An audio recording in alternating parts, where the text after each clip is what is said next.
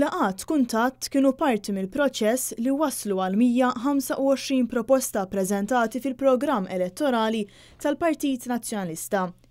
Kien proċess ta' smieħ, analiżi u esperjenza fejn instemaw diversi aspirazzjonijiet tal-għaqdiet u organizzazzjonijiet differenti.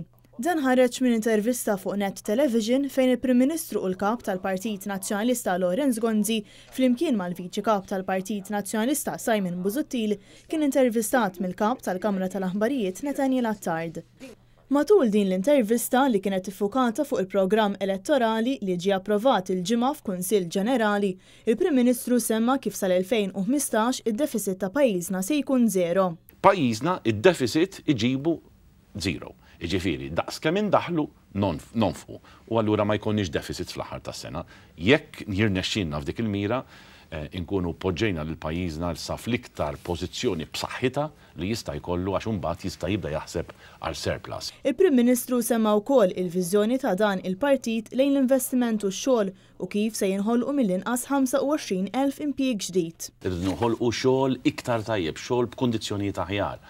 Aħna il-pajjiżna qegħdin nirrestawraw, irrid il-pajjiż isbaħ, irridu il-pajjiż li jkun iktar attrajenti għall-investiment. Dwar il-qasam tal-edukazzjoni, apparti l-iskola ġdida kull sena l-użu tal-interactive whiteboards u l-LSAs, il-Prim Ministru semma l-proposta għal tablets edukattivi li jiġu aġġornati skont kemm tkun avvanzat it-teknoloġija. F'din l-odda, sejħilha tablet sejħilha li trid, fuq din l-odda ikonna il-massimu possibbli tal-kurrikulu illum li għandhom it-tfal tagħna.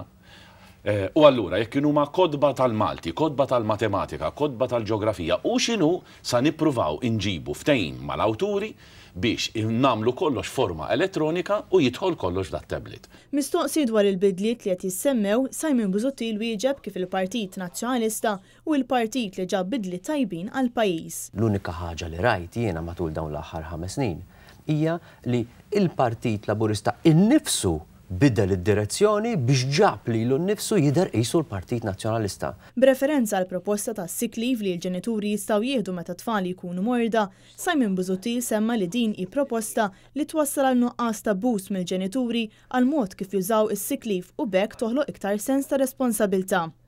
Kemm Simon Busuttil u anke l-Prim Ministru semmew kif it-tweġiba għal min wieħed għandu jivvota fid-9 ta' Marzu tinsab miktuba fil-125 proposta fil-programm elettorali tal-Partit Nazzjonalista.